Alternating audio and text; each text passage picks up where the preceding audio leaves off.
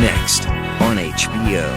A terrorist Scotlander leads the political virtual was conceived futuristic soldiers Rona Mitra and Bob Hoskins, Doomsday. Next on HBO. I told you months ago that if we were going to make this work, you had to stop drinking and smoking pot. I'll quit the pot! And the white wine! Are you destroyed? You gotta be destroyed, right? Are you working on a new book? Yes, it's coming along really well. I saw your ad on Craigslist. I need a private detective. I believe I can help you.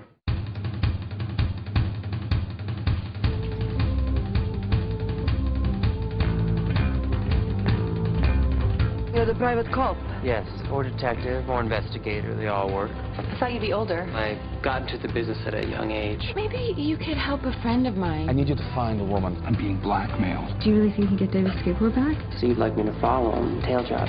Tail job, yeah. You can't do that, that's illegal. I say that I'm not licensed, and that makes it more legal-ish. I want to come with you. On my case? Yes. This is George, my boss.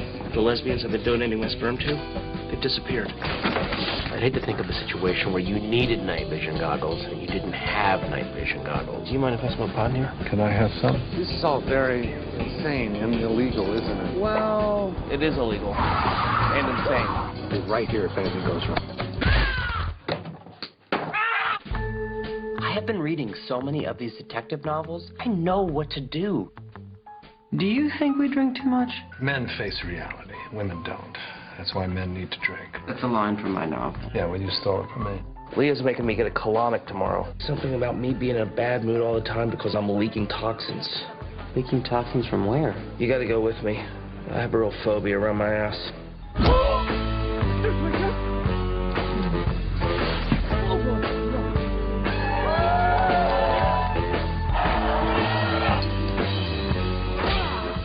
You cannot just go around and mess with other people's lives like that. You can barely lead your own life. I can help people. Are you delusional?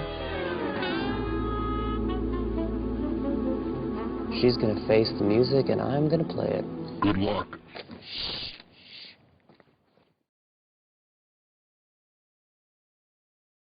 Easy now. I'm John Katz. I'm a writer. I have a bad back. We got a new dog. Is that true? I'm trying to give you some space so you can write, but that means you actually have to write. I'm your agent. I want what's best for you. You know, John? I have no idea what I want to write. Who do we have here? This is Devin, the dog from hell. He's weird. He's afraid of people. Come here. How did you get up there? Devin! I hate you, you bastard! We're finished! It's not the dog that's messed up. You're messed up. This dog is the least of your problems. He's lost his connection to the world. He's lost his connection to himself. He's lost his instinct, and you're not helping him find it. You're paying more attention to the dog than to your work. We are worried about you. You've got to see this dog for who he is. One small step at a time. How'd you get to be such a train wreck? Not giving up on him.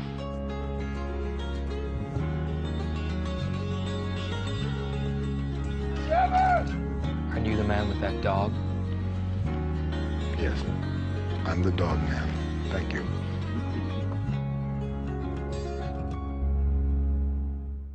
Back in the days of slavery, our people would go to the praise house on Sunday and ask the Lord to send them rescue.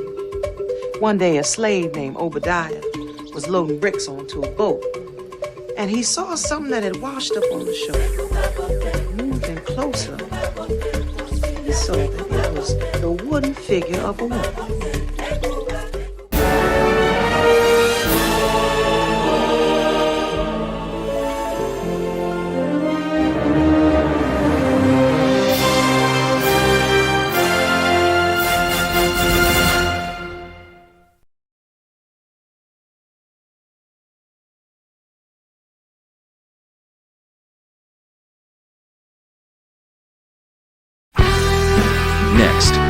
HBO. A royal princess has the most powerful mind of the century. Kate Blanchett stars in Elizabeth, the Golden Age. Next on HBO. Hey, wait up!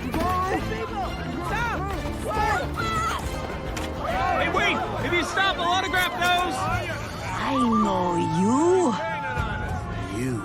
It's the bad kitty. Give me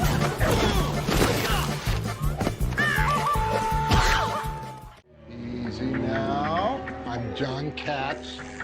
I'm a writer. I have a bad back. We got a new dog. Is that true? I'm trying to give you some space so you can write, but that means you actually have to write. I'm your agent. I want what's best for you. You know, John? I have no idea what I want to write. Who do we have here? This is Devin, the dog from hell. He's weird. He's afraid of people. Come here. How did you get up there? Devin! I hate you, you bastard! We're finished! It's not the dog that's messed up. You're messed up. This dog is the least of your problems. He's lost his connection to the world. He's lost his connection to himself. He's lost his instinct, and you're not helping him find it. You're paying more attention to the dog than to your work. We are worried about you. You've got to see this dog for who he is. One small step at a time. How'd you get to be such a train wreck? Not giving up on him.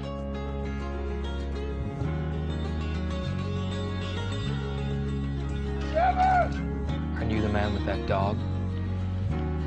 Yes, I'm the dog man. Thank you.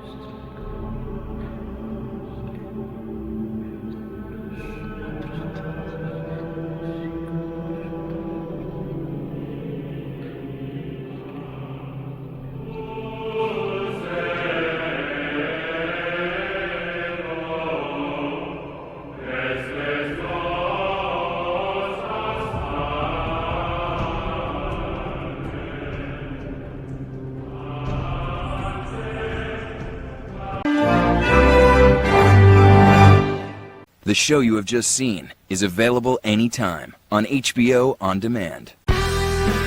Next on HBO. And Green Giant is back in this explosive of adaptation. Edward Norton and Liv Tyler star in The Incredible Hulk. Next on HBO. Wait. About what? You're serious? You don't know? Everybody knows you never go full retard. What do you mean? Check it out. Dustin Hoffman, Rain Man, look retarded, act retarded. Not retarded. Count two picks, cheated cards. Autistic. Sure. Not retarded. Ain't got Tom Hanks, Forrest Gump. Slow, yes, retarded maybe, braces on his legs, but he charmed the pants off next to him and won a ping pong competition? That ain't retarded. He was a goddamn war hero. You know any retarded war heroes?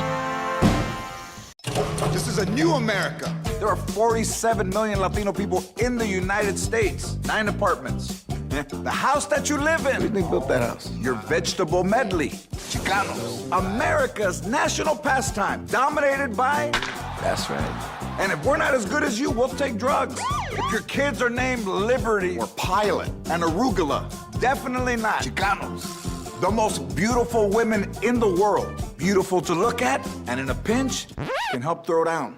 The refreshing cold tequila that you need to get the confidence to talk to those women. You're welcome. While you were out playing Sudoku, we've taken over the country. Tonight is on HBO. At 8, the Throttle Around Through the Circle War, Ben Stiller, the premiere of Tropic Thunder. At 10, a Mexican comic performs of The Loco Chico, the premiere of the HBO comedy special, George Lopez, Tall, Dark, and Chicano. And at 11:30, True Blood. Tropic Thunder, George Lopez, Tall, Dark, and Chicano, and True Blood. HBO is on tonight.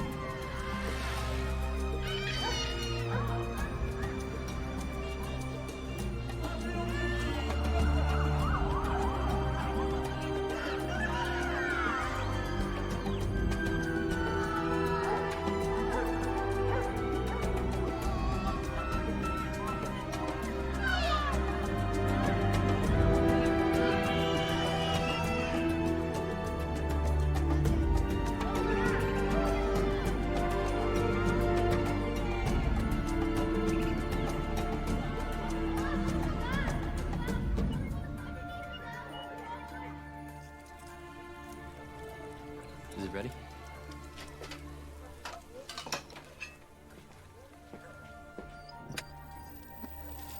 Temperatura não passa dos 30.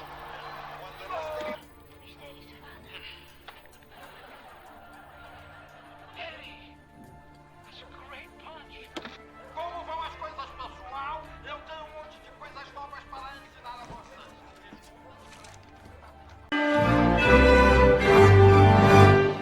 The show you have just seen is available anytime on HBO On Demand. Next on HBO. Get inside of this programming shows of the HBO Entertainment event for coming attractions, what to watch. Next on HBO.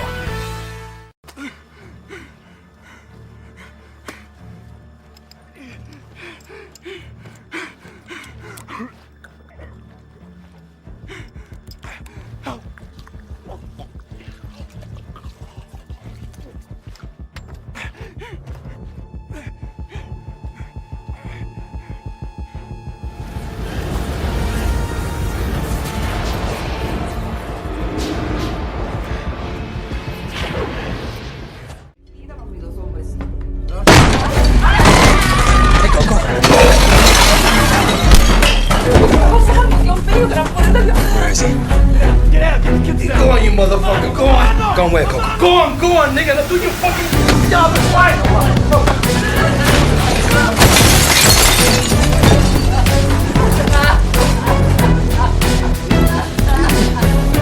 You let me get out of this shit, I'm gonna come back and strap you.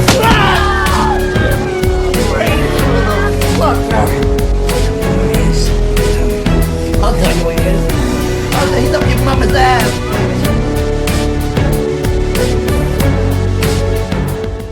Back in the days of slavery, our people would go to the praise house on Sunday and ask the Lord to send them rescue. One day, a slave named Obadiah was loading bricks onto a boat, and he saw something that had washed up on the shore. Moving closer, he saw that it was the wooden figure of a woman. And they murdered him. Cold blood. Give yourself to his Be saved. We all gotta choose sides. Intentions were pure. We need you fulfilling your destiny. Holy light shine upon you. Lost. I'm so lost.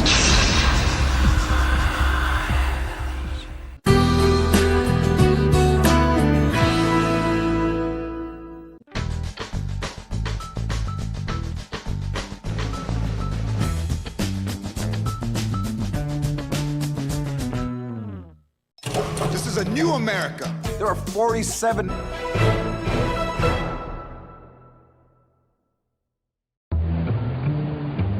I told you months ago that if we were gonna make this work, you had to stop drinking and smoking pot.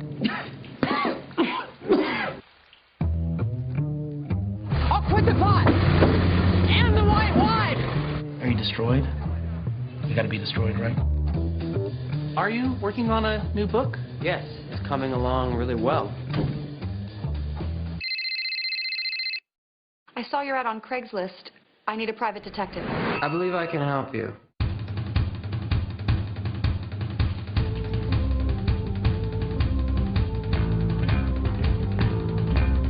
You're the private cop. Yes, or detective, or investigator, they all work. I thought you'd be older. I got into the business at a young age. Maybe you could help a friend of mine. I need you to find a woman. I'm being blackmailed. Do you really think you get David's skateboard back? So you'd like me to follow him, tail job? Tail job, yeah. You can't do that, that's illegal. I say that I'm not licensed, and that makes it more legal-ish. I want to come with you. On my case? Yes. This is George, my boss. The lesbians I've been donating my sperm to, they've disappeared. I'd hate to think of a situation where you needed night vision goggles and you didn't have night vision goggles. Do you mind if I smoke pot in here? Can I have some? This is all very insane and illegal, isn't it? Well, it is illegal. And insane. I'll be right here if anything goes wrong. I have been reading so many of these detective novels, I know what to do. Do you think we drink too much? Men face reality. Women don't. That's why men need to drink. That's a line from my novel. Yeah, well, you stole it from me. Leah's making me get a colonic tomorrow. Something about me being in a bad mood all the time because I'm leaking toxins. Leaking toxins from where? You gotta go with me. I have a real phobia around my ass.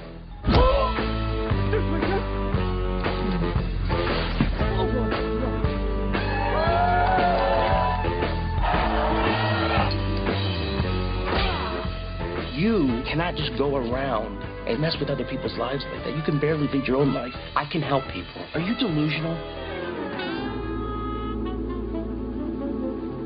She's gonna face the music and I'm gonna play it. Good luck.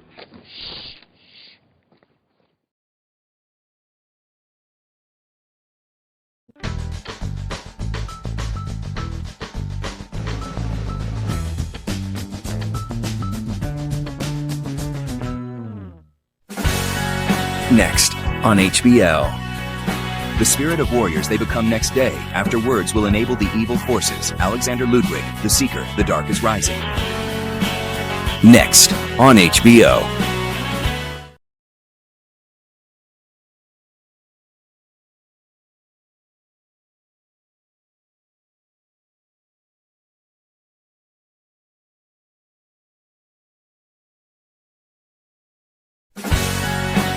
Next on HBO. Get an insight into Ben Stiller comedy war movie with Jack Black and Robert Downey Jr., The Making of Tropic Thunder. Next on HBO. The fashion industry is very glamorous. You see these gorgeous models, everybody's so beautiful and made up, but you don't see where that all starts. This is New York City, and here on Broadway is the heart of the American garment industry. You'd walk down 35th Street, box trucks all over, fabric. You couldn't walk around, they'd knock you right over, you know? It was the biggest single employer in New York City. The garment industry is a microcosm of everything that's going on in this country. We are losing not only blue-collar jobs, but we don't produce anything anymore. What happened? I don't think the garment district as we know it will ever be the same. I'm going out of business, basically, not because I didn't try hard enough, but because of being pushed down. In the entire year, I have not been able to find work. This city, in many ways, was made by the schmata business. We shouldn't forget that. I had a halftime speech all planned out. It seemed pretty good up till about 10 minutes ago. It was all about victory and champions and glory. But this is not just a game anymore. We're fighting something else out on that field right now. And I can see it just as clearly as you. And that's why winning this one means nothing if you lose yourselves. Keep it. Hold on to it for yourselves and for everyone in this room. This is a new America. There are 47 million Latino people in the United States. 9 apartments. The house that you live in. Who do they built that house? Your vegetable medley. Chicanos. America's national pastime. Dominated by... That's right. And if we're not as good as you, we'll take drugs. If your kids are named Liberty or Pilot and Arugula, definitely not. Chicanos. The most beautiful women in the world. Beautiful to look at, and in a pinch, can help throw down. The refreshing cold tequila that you need to get the confidence to talk to those women. You're welcome. While you were out playing Sudoku, we've taken over the country. Tonight is on HBO. At 8, the throttle around through the Circle War. Ben Stiller, the premiere of Tropic Thunder. At 10, a Mexican comic performs of The Loco Chico, the premiere of the HBO comedy special, George Lopez, Tall, Dark, and Chicano. And at 11:30, True Blood. Tropic Thunder, George Lopez, Tall, Dark, and Chicano, and True Blood. HBO is on tonight.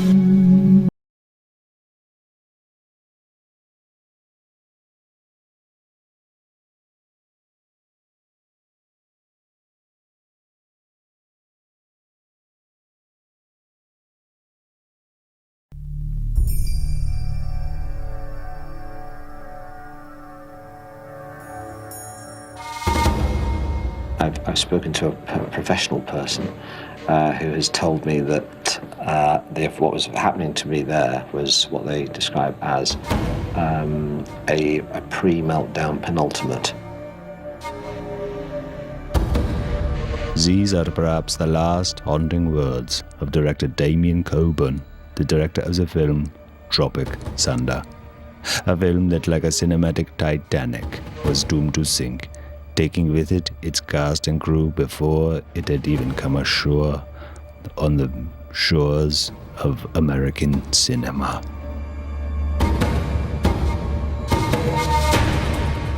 War. A theme that has inspired countless directors and Hollywood productions. But what is war? What does it mean to take another man's life?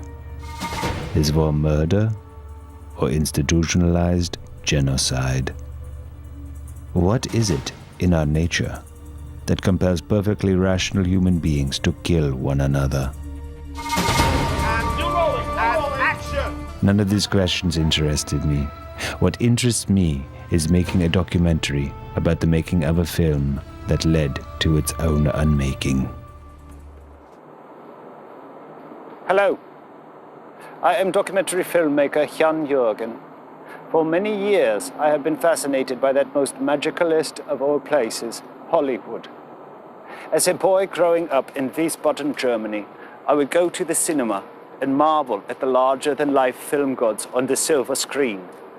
Mark Hamill, James Garner, and of course Barbara Hershey. But I also remember thinking to myself, is there a more forbidding, more sinister side to Hollywood than the lies perpetuated by the studio system? Of course, these are the questions of a child. But that question still lingers to this day.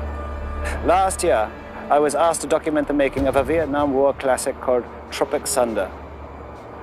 What you are about to see is as unflinchingly as possible a look at the making of a Hollywood nightmare. My nightmare, Tropic Thunder. In the fall of 2007, renowned Broadway theater director Damien Coburn was shooting one of the most expensive Vietnam War movies ever made. Roll cameras, please! Costing well over $300 million and filming on location in Vietnam, Tropic Thunder boasted one of the most unlikely casts of all time. Well, of course you're gonna get out of fucking way! Do you think I'm a dick? Perhaps cracking under the pressure of blockbuster filmmaking, Damien and his cast suddenly and mysteriously disappeared. Rumors abound as to the whereabouts of Hollywood actors Tug Speedman, Jeff... 美国的工作有很多问题在 Tropic Thunder. Studio head Les Grossman refuses to finance additional search efforts, saying, quote, I've spent all the money I'm going to spend on this film. But what actually happened to the cast and crew of Tropic Thunder? To answer these questions, we must take a journey, not just into the heart of the conflict that was the Vietnam War, but also a journey into madness.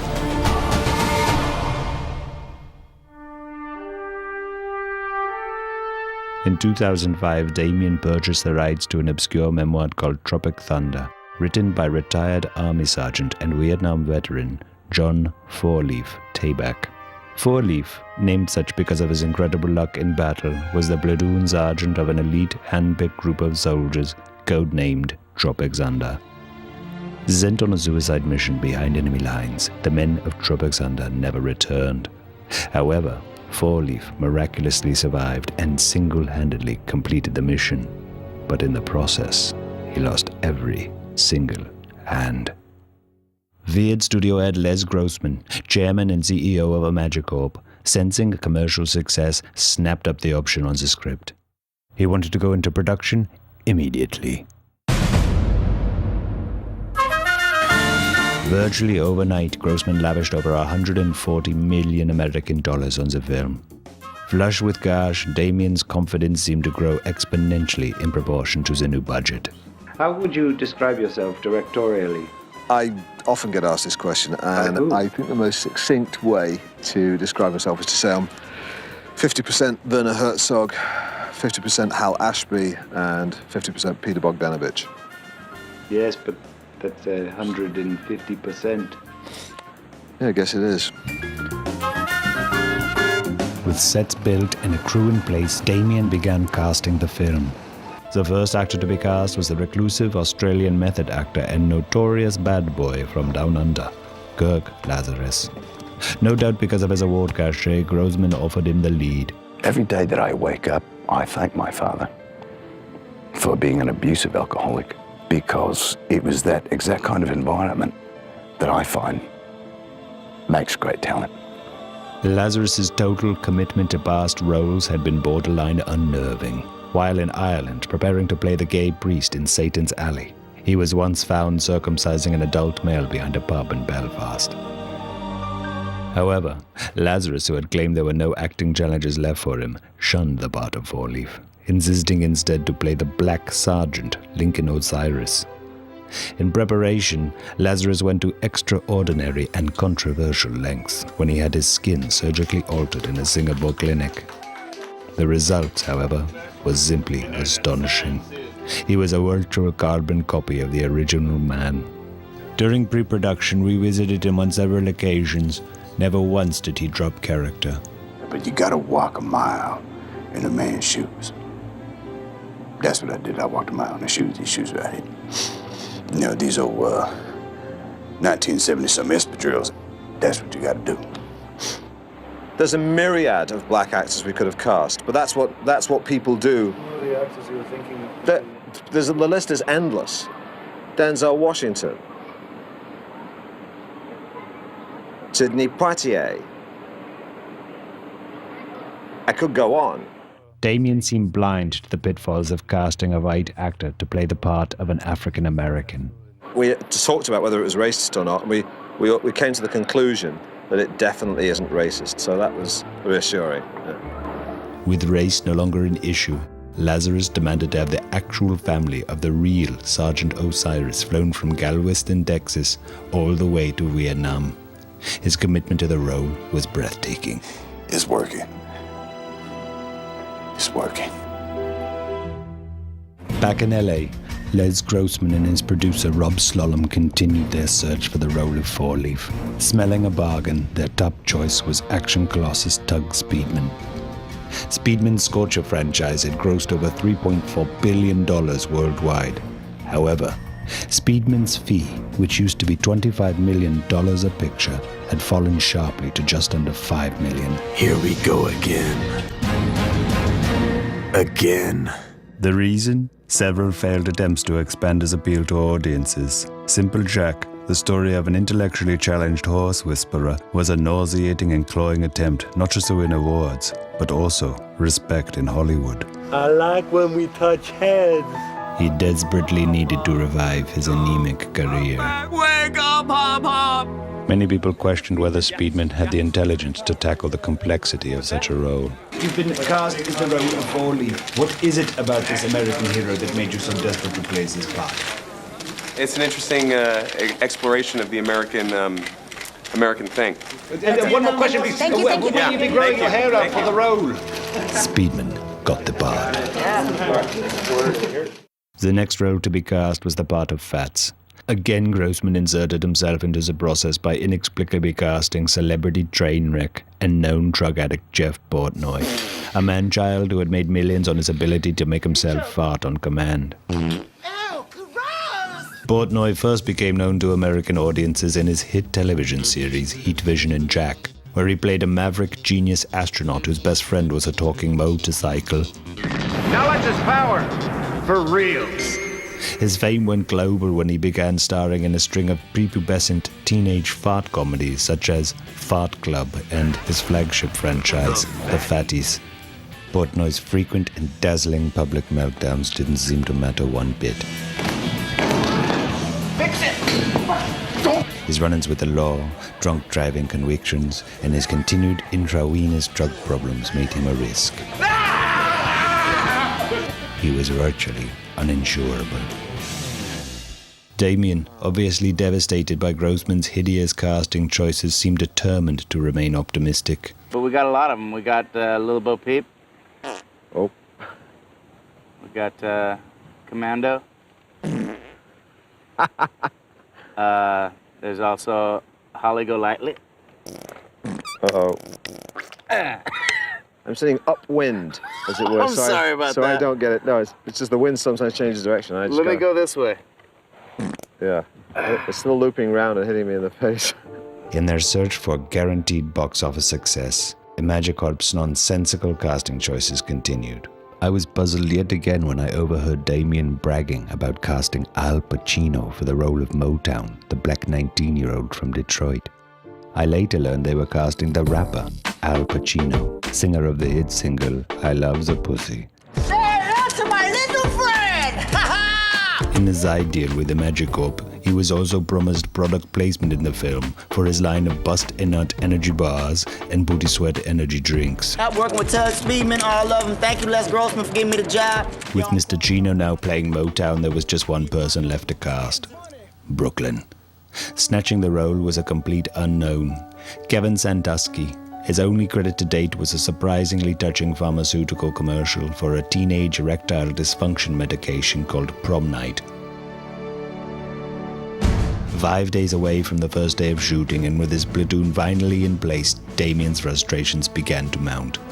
In an effort to encourage realism and a close bond with the actors, Damien had arranged for a 5-day survival boot camp with Gulf War veteran Drake the Stick Longwood. Sadly, only Sandusky was eager to attend.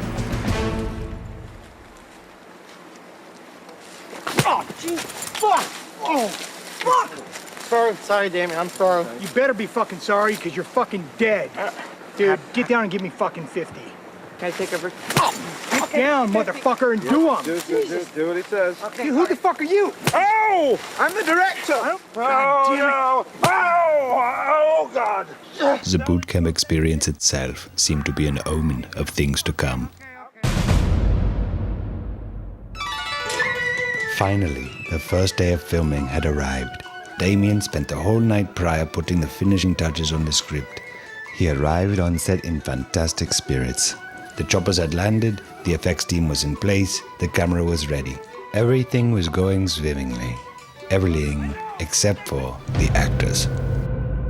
Lazarus refused to even acknowledge Damien's presence unless he was wearing fatigues.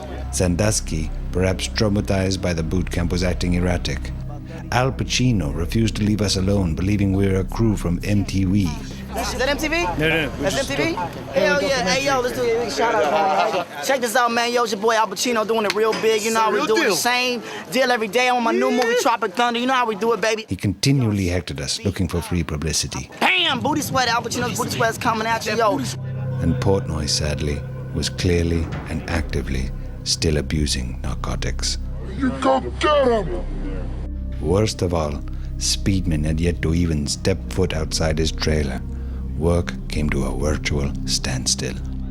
Finally, Damien was pressed to do something about it. He's a cunt. It's fucking $200,000 fucking breakfast. This is ain't gonna be pretty. Ain't gonna be pretty. Hey, what's going on? No, just dropping by. Make sure the captain's ship shape. And what is that? Desperate Housewives. All right. Have you ever seen this show? No, I heard about it. It's the fucking awesome. Yeah. Yeah, my girlfriend got me hooked.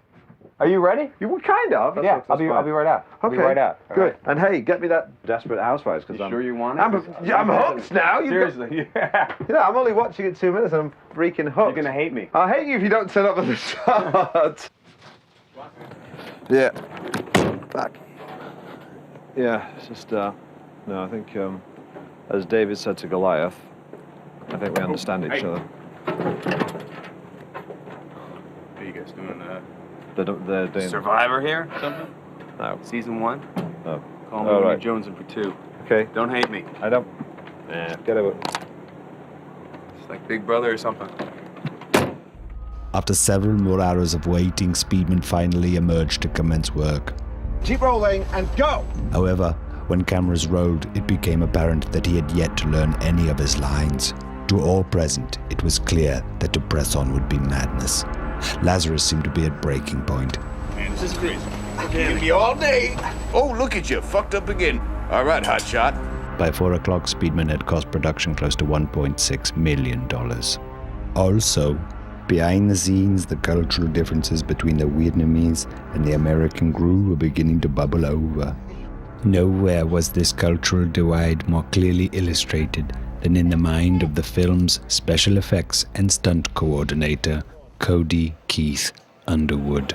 So what was this place like before you came here? Was it? Oh, this place was incredible. I mean, this is an animal sanctuary here, first off, and I believe it's sacred land. The brush was thick and the wildlife was thick, so it took us maybe, I don't know, 6-7 days basically to just get that shit out of here and just get it ready for what we're doing. You know, something like that right there. I'm not trying to be dirty, but that kind of stuff, honestly, gives me almost of a boner, because it's just like, there's Mother Nature, who's obviously way bigger than we are, but here's how we take a little piss on Mother Nature's face right here.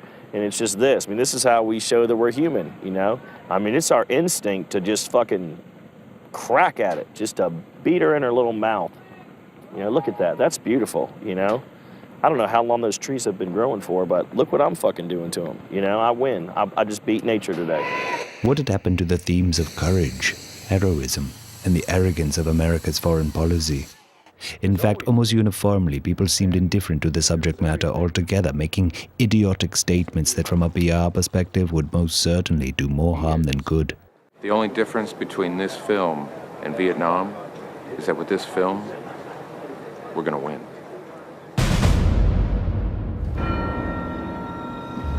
Day 2 started off even worse than Day 1.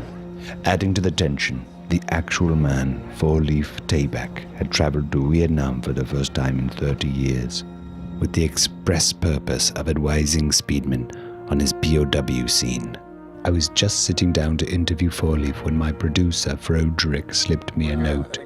Tug Speedman wanted to participate in the interview. It was the first time Tug had willingly sat down in front of my lens, and I was happy to accommodate. It was also the first time the two men had met. Has it been extremely difficult to learn how to use the hooks? I've gotten up to espresso. 4-Leaf. How hard has it been since you have lost your hands? When I lost these, it was like I saw through these for the first time. Then I began to realize that I had never really used these. And I'm trying to explain to him that he has to use something in himself, somewhere. Gotta find another coffee. This guy, I mean, it's like he's a Buddha or something. Want to rub his belly for luck. Shortly after I turned off my camera for these interviews, some alarming news came over the wire. A tropical typhoon was threatening the coastline and was projected to slam hard somewhere into Southeast Asia. By morning, the threat of typhoon had become more dire. The first signs of what was to come began to show themselves. Despite this, Damien, whipping his crew onward like sled dogs, demanded work continue. Mr. Colbert, are we cutting? No, we're still rolling. Still rolling. Still rolling. But by noon, the situation was hopeless for the film. Speedman fled to Hollywood in his private plane. Lazarus, again refusing to drop character, chartered a Z-130 cargo plane to airlift himself, his fake family, and thankfully myself and crew back to his fake real hometown of Galveston, Texas. It was here that we chose to ride out the storm. But the storm, it seemed, had come to Texas with us. Oh, I heard that. Lazarus, more than ever, did not seem himself. He was acting erratic, refused to sleep, and was suffering explosive outbursts. I'm fucking king of the mountain. You're crazy. I'm crazy. Holy shit. Oh. Now what? Something was terribly wrong. What we're seeing is an acute form of PTSD. I've never heard of this. I'm sorry, post-platoon stress disorder. The first documented case was Charlie Sheen. And when you have an actor, like Mr. Lazarus... Hold on, don't move, we cool. What? It would be unusual if he didn't suffer from this disorder. I'll give you life! I'll give you them clothes! Them fucking chips! That's on me too, baby! It's all my shit! I'm running shit! The same diagnosis had been given out to Colin Farrell after Tigerland, Jim Caviezel after Thin Red Line, and incredibly even Robin Williams after shooting Good Morning Vietnam. So I feel like I I was grateful at the end of it when we were able to return to the madness of Vietnam. Upon our return to Southeast Asia, I was stunned. Total devastation. All the sets had been smashed like children's toothpicks, and an entire battlefield was washed down the Mekong River. In just under 2 weeks and 5 days of shooting, the production had lost almost $240 million. All they had to show for it was several discombobulated scenes and a script that was in tatters. Les Grossman, in a rage, called the accountant to say he was pulling the plug the following morning. With such an impossible deadline, there was little hope in reviving the film. Later that night, however, in a brilliant move, Damien did something that was both politically savvy and economically feasible. He courageously chose to shoot the most heartbreaking and moving scene in the script. It was Speedman's monologue. Set at night and in a trench, Four Leaf, knowing his men are being led to the slaughter, is faced with the task of urging his men not just to fight, but to fight bravely and to the death. If Damien could pull it off, Les Grossman would certainly see the film's Oscar potential and loosen the purse strings yet again. Damien seemed calm. The mood, by contrast, was thick with anticipation. Four Leaf comes in and talks to them, almost like a Christ-like figure, if I could say that. Yes, you can. Well, he's almost like a Christ-like figure then. I said it. There's a wonderful speech where he says, "Death is but a moment. Cowardice is a lifetime of affliction." And the idea of death being a moment is just both terrifying and yet strangely comforting. Just be discreet. He knows that you may be coming. So, come on in. Okay, you don't mind the guys that are just covering this whole thing, so... Wow. Reality show. Reality show. I wanted to talk to you okay. about the speech. Okay, shoot, Daddy. I just was wondering if maybe you could give some of the lines I got to some of the other guys. Because it feels a little bit like, I don't know, it's a little bit talky, you know? You know what I mean? So, yeah, it's there's a lot of words there, but I'd like you to say, "Death springs not from darkness. Yet be not afraid, gentlemen, for hope is its handmaiden. Do not fear death, for death is only a moment. Cowardice is a lifetime of affliction." That's what I'm saying. For me, I know what my audience understands, okay? They don't understand words like affliction and cowardice. Cowardice. What does that mean? Cowardice. What do you mean? Is that like a female coward or something? Cowardice. It's cowardice. Cowardice. It's ice. Okay, but do you understand the fact that we're even having this conversation? I already went to get popcorn and take a piss. Boy. You know, I think it should be just like, you know, look, we're going out there, right? We're gonna like kick some ass, right? So it should be like, tomorrow's gonna suck. So suck up and deal. Cock the gun. Don't say it, do it. Maggots. Over and out. High five. Don't say it, do it. Over and out. I don't know what that means. I don't know what that means. Over and out? That's what you say on a walkie-talkie when you finish talking. No, sorry, excuse me, sorry. No, I know what it means. I know what over and out means. Yeah, that's like something everybody knows. Fucking cunt. The following morning, after a fruitless night of shooting, Damien had become uncooperative. I don't care no more. You're part of the machine. You think you're outside the machine, you're part of the machine. You're part of the machine. You think you're outside it, but you're part of the machine. You're part of the machine. You think you're outside it, but you're not. You're part of the machine. Deal with it, dude.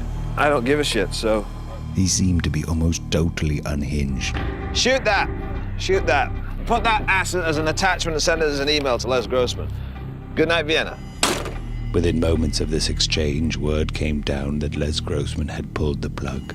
So it's finally over. It's not over. This is just the beginning. This is just the beginning. These cryptic words would come back to haunt me. In what would be my final interview with him, it was clear that something inside of Damien had completely shattered. I am in a place now which is in a place of total clarity I don't feel anger. I feel just Love, perhaps. I feel love. I don't bear any kind of Resentment.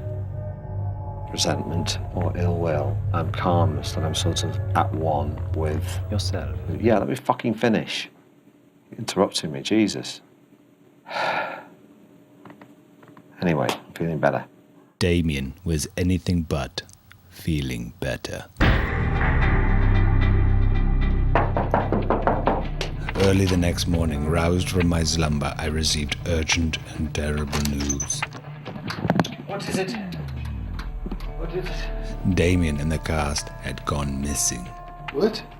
The greatest fear of every documentarian is that they themselves will become their own subject. But with these new developments, I had no choice. I leapt into action and hatched an action plan. Find Damien and the cast. They were last seen boarding a chopper that had flown in a northwesterly direction into one of the most lethal and dangerous parts of Southeast Asia. We had many kilometers to cover and the jungle would be unforgiving. However, by nightfall, we had made faint signs of progress. We've just come across this, which appears to be some blood. I'm going to touch it. Don't like touching things that are dirty, but I'm going to. Yeah, that's blood. I'm going to try it. Yes, that's blood. Tastes like iron. 2 more hours we trekked through the jungle, and just when we were about to turn ourselves back, we came across the most tantalizing piece of evidence so far. Looks like a video recorder. There's a tape inside. This is very exciting. I returned to the hotel with bits in my stomach, eager to play the tape. Damien was indeed on the tape, and so were the rest of the actors. But also, there was something so shocking and so awful that I questioned whether my eyes were actually lying to me. Worst of all, it had actually happened to human beings. The thought that people had experienced this made me question life, God, humanity, and the point of living. For several weeks after shooting, I even became suicidal. This is probably the single most disturbing and awful and disgusting thing I've ever seen committed to film. I'm going to watch it one more time.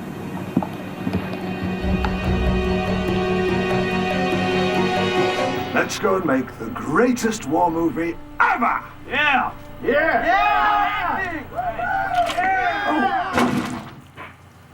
And watched it again I did. But what is important is not the amazing footage which you will never see, but instead the lives of the actors who tried to make Tropic Thunder. I will remember them as the human beings they were, not the grotesque pieces of human remains they became. What is it that drove Damien to the edge of lunacy? Why did the cast sabotage itself? And finally, what about Hollywood, the land of false promises? What is the answer to all these questions? I will never tell you. What I have shown you is, in the end, the truth. Not this spoon-fed Hollywood version of it. This time, unlike Hollywood, you must decide for yourselves what is real and what is illusion. But be warned, you may find yourself a prisoner to Hollywood and its torrential reign of madness.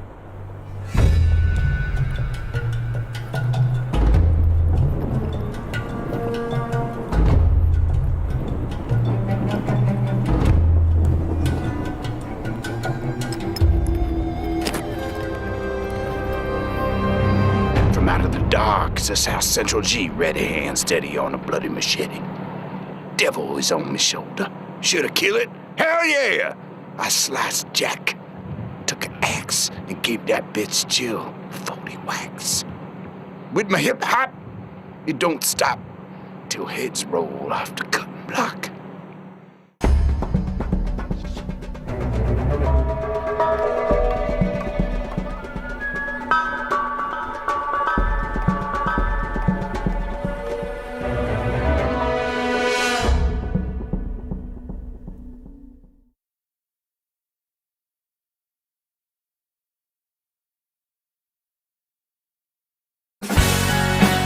Next on HBO.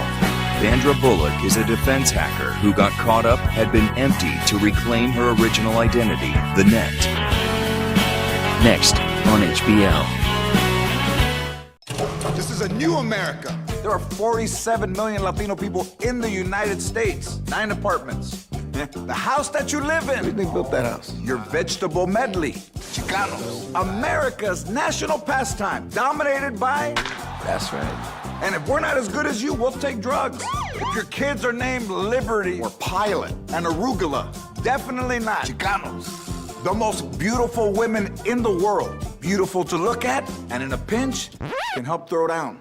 The refreshing cold tequila that you need to get the confidence to talk to those women. You're welcome. While you were out playing Sudoku, we've taken over the country.